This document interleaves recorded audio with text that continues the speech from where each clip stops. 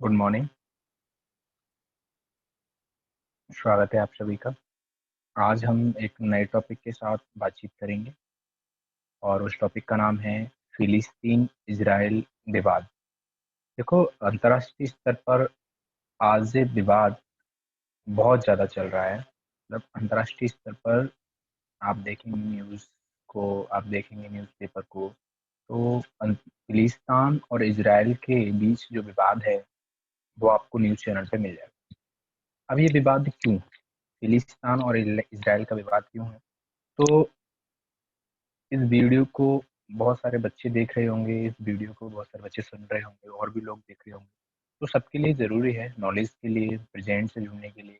बच्चों के सिलेबस में भी, कुछ बच्चों के सिलेबस में भी ये चीज़ है, आगे आप आईएएस और भी बहुत सारी चीज़ों के बारे में जानते हैं, तो भी आप देख पाएँ। तो सबसे पहले हमें फिलिस्तीन और इज़राइल के मध्य जो विवाद चल रहा है, उसके बारे में जानने से पहले हमें उसकी ज्योग्राफिकल चीज़ों के बारे में जानना पड़ेगा।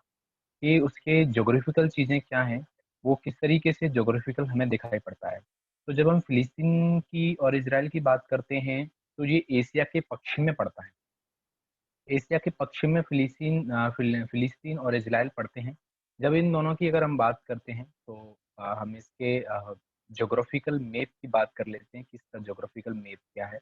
जब इसके ज्योग्राफिकल मैप की देखते हैं कि इसका ज्योग्राफिकल मैप कुछ तरीके से है। देखो, इसके ज्योग्राफिकल मैप को देखते हैं। ये इसका कुछ ज्योग्राफिकल मैप है, इसको थोड़ा सा जूम कर लेते हैं। जूम करेंगे इसके ज्योग्राफिकल मैप को।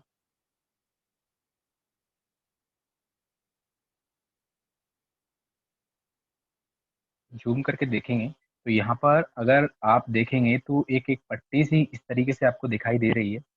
एक पट्टी दिखाई दे रही है जिसमें आप देखेंगे नीचे की तरफ इजराइल आपको दिखाई दे रहा है। इजराइल दिखाई दे रहा है आपको। ये देखो, ज़्यादा पड़ रहा है जूम करने से। ये देखेंगे, यहाँ पर जब आपको ये पता चलेगा कि ये वाला जो हिस्सा है हमारा, देखो ये वाला जो हिस्सा है, ये हमारा हिस्सा बताता है पूरा इजराइल। ये हिस्सा हमारा इजराइल को बताता है। यहाँ पर वेस्ट बैंक है, ये वाला। यहाँ पर ये जॉर्डन है। यहाँ पर ये इजिप्ट है। ये इजिप्ट है यहाँ पर। और यहाँ पर ये सीरिया है। और यहाँ पर ये लेबनान है। यहाँ पर ये लेबनान है। अब हम बात करते हैं तो ये वाला जो हिस्सा है ये फिलिस्तीन है। और इसको हम गाजा पट्टी के नाम से भी जानते हैं। गाजा पट्टी के नाम से भी जानते हैं। अब ये वाला जो हिस्सा आपको दिख रहा है, ये वाला हिस्सा दिख रहा है आपको, ये वाला जो हिस्सा है, इस हिस्से को हम कहते हैं यरूशलेम। इस हिस्से को हम कहते हैं यरूशलेम, कहते हैं इस वाले हिस्से को यरूशलेम। जो वर्तमान में, जिसको इसराइल अपनी क्या मानता है, कैपिटल भी मानता है। यरूशलेम वर्तमान में इसराइल कहता है कि यरूशलेम हमारी क्या है, कैपिटल है। अगर हम इसके इतिहास की बात करें बच्चों, तो इसका इतिहास 4000 वर्ष पुराना है। इसके इतिहास की बात करें तो इसमें तुर्क, अंग्रेज, यहूदी, अरब, इन सबसे भरा पड़ा है इसका इतिहास। लेकिन हम इसके इतिहास को ज्यादा लंबा नहीं खींचेंगे। हम इसको इतिहास को देखते हैं कि 1947 में जब रशियन रेवोल्यूशन हुआ, उस रशियन रेवोल्यूशन के बाद 1919 में, फर्स्ट वर्ल्ड वॉर के बाद 1919 में यहाँ की, यानी कि अगर हम बात करें इस अरब क्षेत्र की, अगर हम बात करें तो इस अरब क्षेत्र की जो बादशाहत थी, इस अरब क्षेत्र का एक कॉन्टेक्ट था, उस अरब क्षेत्र के कॉन्टेक्ट को किसको दे दिया गया, ब्रिटेन को दे दिया गया। अब यानी कि आपका ये इजराइल, फिलिस्तीन, और फिलिस्तीन के अंदर ये सीरिया, ये वाला जो पूरा भाग था ना, इस पूरे भाग को ब्रिटेन को दे दिया गया। जब इस ब्रिटेन को दिया तो ब्रिटेन ने लगभग 1919 से लेकर 1948 तक इसको अपने अंडर में रखा। जब इसको उसने अपने अंडर में रखा तो अंडर में रहते हुए इस क्षेत्र में बहुत सारे प्रॉब्लम क्रिएट हुई, जैसे कम्युनिटी को लेकर। अभी कम्युनिटी क्या है, जैसे कि यहूदी हैं, अरब हैं, है ना, और अरब के अलावा आपके जो ईसाई हैं, इनको लेकर इनमें प्रॉब्लम क्रिएट हो गई। तो लास्ट में 1948, 15 मई 1948 को इजराइल को एक अलग राज्य बना दिया गया। ये क्यों हुआ? ये प्रॉब्लम इस क्षेत्र में लगातार प्रॉब्लम बढ़ती जा रही थी। जब इस क्षेत्र में प्रॉब्लम बढ़ रही थी तो क्या हुआ इस क्षेत्र की प्रॉब्लम को सॉर्ट आउट करने के लिए अपने कॉन्ट्रैक्ट को ब्रिटेन ने अपने कॉन्ट्रैक्ट को किसको दे दिया? यूएनओ को दे दिया। और यूएनओ ने क्या किया? एक कमेटी बनाई। जब यूएनओ ने एक कमेटी बनाई तो उस कमेटी ने क्या किया? इस पूरे एरिया को 3 पार्ट्स में डिवाइड किया। इस पूरे एरिया को 3 पार्ट्स में डिवाइड किया। उन्होंने कहा कि एक स्टेट इजराइल यानी कि यहूदियों के लिए बना दी जाएगा, और दूसरा स्टेट किसके लिए बना दिया जाएगा?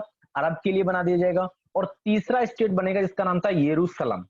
यरूशलेम क्यों? क्योंकि यरूशलेम एक ऐसा कॉमन क्षेत्र था जिससे यहूदी भी जुड़े हुए थे और उससे अरब भी जुड़े हुए थे। इसीलिए यरूशलेम को अलग रखा गया। यरूशलेम मतलब इस वाले पार्ट को अलग रखा गया। ये यरूशलेम वाला पार्ट था, इसको अलग कर दिया गया। अब जब आप पर्टिकुलर यरूशलेम वाले पार्ट को देखेंगे, तो इसमें क्या पता चलेगा? इसमें पता चलेगा आपको 2 चीजें आएंगी। यरूशलेम वाले पार्ट में आपको 2 चीजें मिलेंगी। जैसे ये चीज अगर हम बात करें, ये यहाँ पर ये की चीजें आपको जो दिखाई दे रही हैं, ये यरूशलेम का ही है। ये यरूशलेम के अंदर ये मस्जिद है, जिसको मुसलमान लोग, ये अरब लीग के जो अरब कंट्री हैं उनका फ्लैग वगैरह है। ये फ्लैग जो आपको दिखाई दे रहा है, ये फ्लैग है आपका इजराइल का। यहाँ पर ये बताया गया है जॉर्डन, इजिप्ट, इजराइल, लेबनान, इन कंट्रियों के बारे में इस चीज को शो किया गया है। ये मैप हमें क्या बताता है? ये मैप हमें बताता है ये मैप इजराइल की कंडीशन को बताता है। ये मैप इजराइल की कंडीशन को बताता है कि 1967 में क्या हुआ था। 1967 में क्या हुआ था? इजराइल पर अटैक हुआ। जब इजराइल पर अटैक हुआ तो उसने आसपास की सीमाओं को जीत लिया, जिसमें यरूशलेम पर पूरी तरह से क्या कर लिया? यरूशलेम पर पूरी तरह से कब्जा कर लिया। जब यरूशलेम पर पूरी तरह से कब्जा कर लिया 1967 में, उससे पहले यरूशलेम 2 पार्ट्स में डिवाइड था। यरूशलेम 2 पार्ट्स में, जॉर्डन ऊपर है ना, नॉर्थ में जॉर्डन है, तो जॉर्डन आधा जॉर्डन की तरफ और इधर आधा इसको फिलिस्तीन की तरफ दे दिया। लेकिन ये टेम्परेरी था। बाद में जब ये अटैक हुआ तो इजराइल ने यरूशलेम को अपने अंडर में कर लिया। अब एक कॉमन चीज हमें क्या दिखाई देती है? कॉमन चीज हमें ये दिखाई देती है कि इस एरिया में देखो, ये चीज हमारे लिए बहुत मोस्ट इंपोर्टेंट है। एक ये चीज और दूसरी ये चीज, गाजा पट्टी के अंदर जो यहूदी रहते हैं वो परेशान है, गाजा पट्टी के इधर जो अरब रहते हैं वो परेशान है। गाजा पट्टी के बाद उधर हथियारों की सप्लाई, ये ब्लेम लगाया जाता है जिस तरीके से भारत और पाकिस्तान के बीच जम्मू कश्मीर के थ्रू किस तरीके से हथियारों की सप्लाई हो रही है, ये बहुत बड़ी प्रॉब्लम है। तो कॉमन चीज क्या है? कॉमन चीज है यरूशलेम। यरूशलेम बहुत कॉमन चीज इसीलिए क्योंकि सार सबकी, ईसाइयों की, अरबों की और यहूदियों की निगाहें इस पर टिकी हुई हैं। एक बहुत अच्छे दार्शनिक हुए थे, उन्होंने कहा था कि धर्म अफीम का काम करती है। इनका नाम था मार्क्स, कार्ल मार्क्स कहते थे कि धर्म अफीम का काम करती है। और अफीम अफीम की बात करें, अफीम को खाने के बाद हमें होश नहीं रहता कि हम क्या कर रहे हैं। और यहीं पर यरूशलेम को सेंटर पॉइंट बनाते हुए यहूदी, अरब और ईसाई अफीम के रूप में काम कर रहे हैं, धर्म को अफीम के रूप में यूज कर रहे हैं। जब ब्रिटेन ने यूएसए ब्रिटेन ने यूएसए के साथ बातचीत करते हुए यूएनओ को ये कॉन्टैक्ट दिया कि आप इसको सॉर्ट आउट किए, तो उन्होंने ये सॉर्ट आउट की और उन्होंने मान लिया कि चलो ठीक है, 3 पार्ट्स में बट गए, एक यहूदियों के लिए, एक अरब के लिए और एक यरूशलेम को अलग कर दिया जाएगा। तभी अरब को अलग कर दिया गया, यरूशलेम को अलग कर दिया गया और इजराइल को अलग कर दिया। इजराइल अलग हो गया। जैसे ही इजराइल अलग हुआ तो मिस्र यानी कि इजिप्ट, लेबनान, इन सारी कंट्रियों ने इस पर अटैक किया। अटैक में इजराइल जीता और इजराइल ने यरूशलेम को कुछ पार्ट को अपने अंडर कर लिया। तो ये चीजें हमें क्या बताती हैं? ये चीजें हमें बताती हैं कि किस तरीके से इसका जो हिस्ट्री है, जो फिलिस्तीन और इजराइल की हिस्ट्री है, वो सिर्फ और सिर्फ किस पर? कम्युनिटी। जिस तरीके से इंडिया और पाकिस्तान का जो पार्टीशन हुआ था वो भी कम्युनिटी, हिंदू और मुस्लिम की वजह से हुआ था। और ऐसे ही यहाँ पर जो प्रॉब्लम क्रिएट हो रही है वो सिर्फ कम्युनिटी की मान्यताओं की वजह से हो रही है, इनकी आस्थाओं की वजह से हो रही है, इनके धर्म की वजह से हो रही है। और ये धर्म किस पर टिका हुआ है? ये धर्म सीधा सा टिका हुआ है आपके धार्मिक स्थलों पर। और ये धार्मिक स्थल किससे जुड़े हुए हैं? ये धार्मिक स्थल जुड़े हुए हैं आपके, चाहे वो आपका फिलिस्तीन के अंदर ये जो वेस्ट बैंक है, इस पर भी बाद में कब्जा कर लिया था। ये जो आपका यरूशलेम है, यरूशलेम के अंदर 2-3 चीजें हैं जो हमें धार्मिक स्थिति को बताती हैं। तो अब मेन पॉइंट की बात करते हैं। कि वर्तमान में क्या चल रहा है फिलिस्तीन और इज़राइल के अंदर। तो क्या हुआ कि अभी आपको पता है 1-2 दिन पहले ईद गई है, ईद से पहले रोजे चलते हैं, रोजे रखते हैं। तो रोजों का आखिरी शनिवार 7 मई 2021 रोजों का आखिरी शनिवार पूर्वी यरूशलेम, अगर हम यरूशलेम की बात करें, ये मान लो ये हमारा यरूशलेम है, तो ये यरूशलेम का जो पूर्वी हिस्सा है, मान लो ये वाला, पूर्वी यरूशलेम, इसको मैं थोड़ा-सा और क्लोज़ करके बता देता हूँ। पूर्वी यरूशलेम, अगर इसकी हम बात कर लेते हैं, इसको थोड़ा-सा और क्लियर कर लेते हैं। पूर्वी यरूशलेम की अगर हम बात करें, तो पूर्वी यरूशलेम के अंतर्गत जो चीज़ें हमें बताई गई थी, जैसे मैंने कहा कि ईसाइयों के लिए अलग था, उनका जो वो मानते थे कि यहाँ पर इनको सूली पे चढ़ाया गया है, ईसा मसीह को, और इसके बाद वो मानते थे कि नहीं, इसके बाद उनकी अलग मान्यता थी मुस्लिम्स की, उसके बाद इनकी यहूदियों की अलग मान्यता थी। तो सबकी अपनी क्या-क्या थी, अलग मान्यताएँ थी, और इन अलग मान्यताओं के ज़रिए वो इन चीज़ों को वर्क करते थे, अपनी धार्मिक भावनाओं को व्यक्त करते थे, और इन धार्मिक भावनाओं की वजह से वहाँ पर संघर्ष हो रहा है, वहाँ पर झगड़े हो रहे हैं। अब सबसे पहले हम यहूदियों की बात कर लेते हैं। यहूदी, यहूदी धर्म जो है वो लोग मानते हैं, जैसे यहाँ पर ये हमें दिख रहा है, यहाँ पर ये हमें दिख रहा है, ये वाला जो पार्ट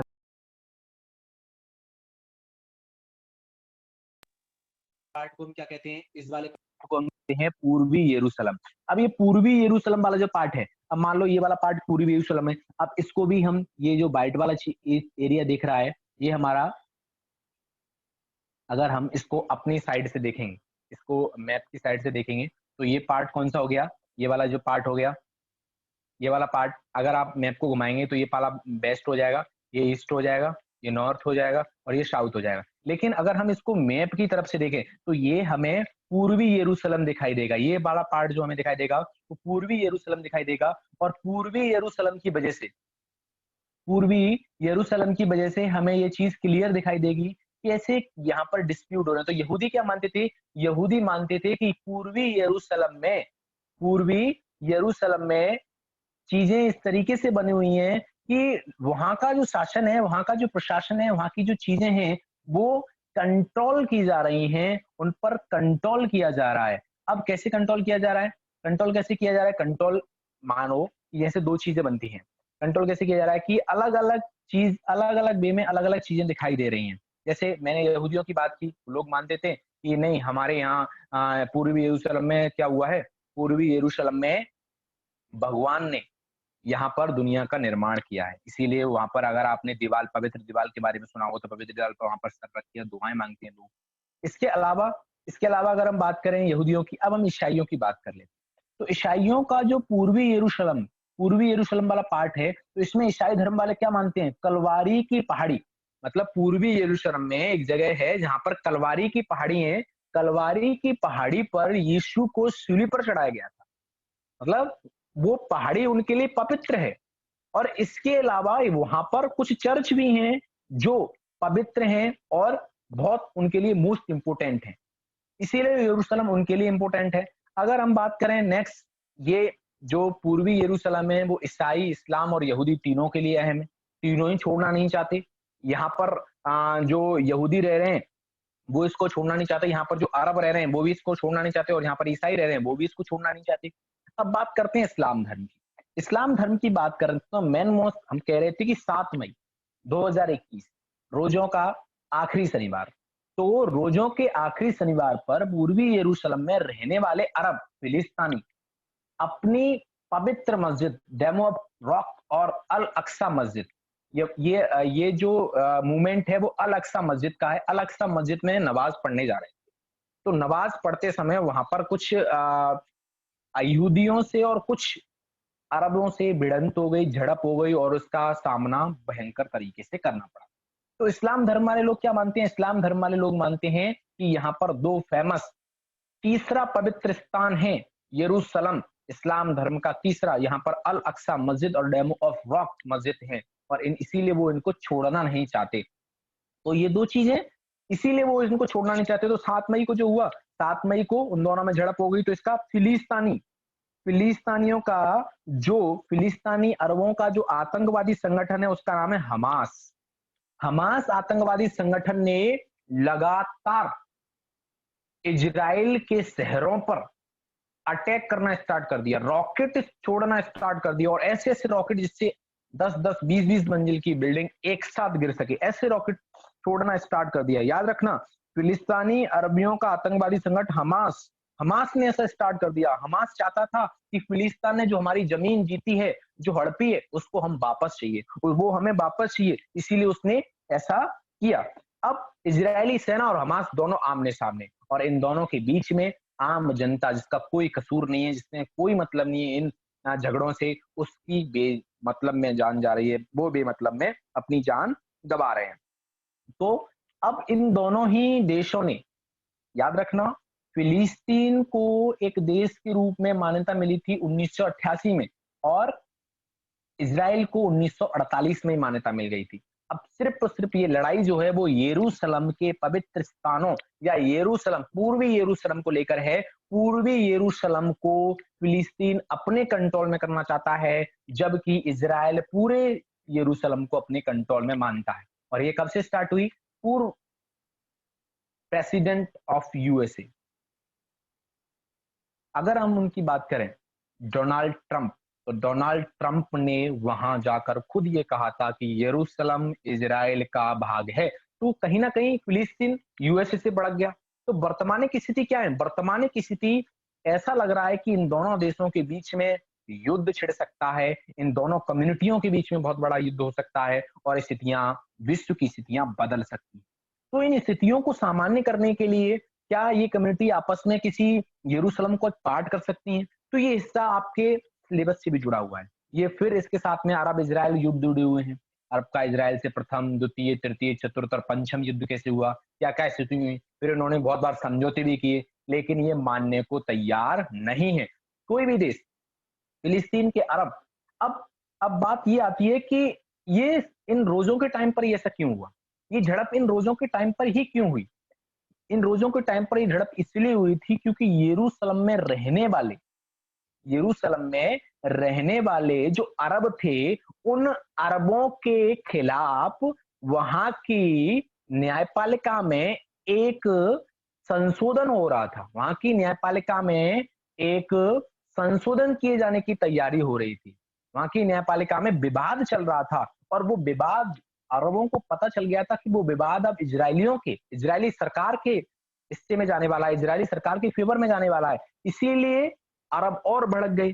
और वो विवाद क्या था? वो विवाद ये था कि यरूशलेम से जो जो अरब हैं उनको बाहर निकाला जाए, उनको बाहर खदेड़ा जाए। वो ये विवाद था जो नवाई न्यायपालिका में चल रहा था, इसीलिए इसने बहुत बड़ा रूप ले लिया। और ये आप देखेंगे, अगर इस बात को यहीं पर ठंडा नहीं किया गया तो ये बड़े युद्ध में भी कन्वर्ट हो सकती है। ऐसा ना हो, लेकिन हम चाहते हैं शांति बनी रहे। अंतर्राष्ट्रीय स्तर पर यूएन ने, आपने नाम सुना होगा, ह्यूमन वॉच राइट्स का नाम सुना होगा, एमनेस्टी इंटरनेशनल का नाम सुना होगा, जो मानव अधिकारों की रक्षा के लिए यूएनओ की एजेंसीज हैं, ये हैं।